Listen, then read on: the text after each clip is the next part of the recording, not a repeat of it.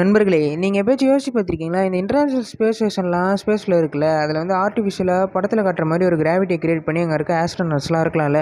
ஆனால் அவங்க ஏன் அதை ஒன்றும் பண்ணாமல் இருக்காங்க?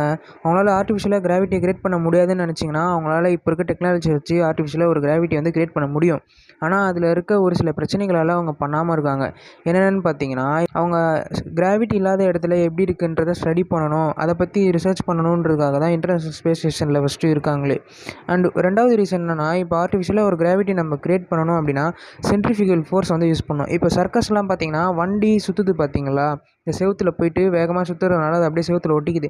அந்த மாதிரி ஒரு ஃபோர்ஸை க்ரியேட் பண்ணி நம்மளால் ஆர்டிஃபிஷியலாக ஒரு கிராவிட்டி கிரியேட் பண்ண முடியும். ஆனால் அதை அவங்க பண்ணாமல் இருக்கிறதுக்கு ரீசன் என்னன்னா, இப்போ அந்த மாதிரி ஃபோர்ஸை நம்ம கிரியேட் பண்ணால் அந்த இன்டர்நேஷனல் ஸ்பேஸ் ஸ்டேஷனை சுற்ற விடணும். அப்படி நம்ம சுற்ற விடணும்னா அதுக்கேற்ற மாதிரி நம்ம இன்டர்நேஷனல் ஸ்பேஸ் ஸ்டேஷனை வந்து ஸ்ட்ராங்காக பில்ட் பண்ணணும். இப்போ இருக்க இன்டர்நேஷனல் ஸ்பேஸ் ஸ்டேஷன் வந்து லைட் வெயிட்டாக இருக்கணும். ஏன்னா இங்கேருந்து அவங்க அதை ஈஸியாக அங்கே மேலே போய் கேரி பண்ணி அதை அங்கே ஃபிட்லாம் பண்ணி இப்போ ஒரு பெரிய ஸ்பேஸ் ஸ்டேஷனாக அங்கே வச்சுருக்காங்க.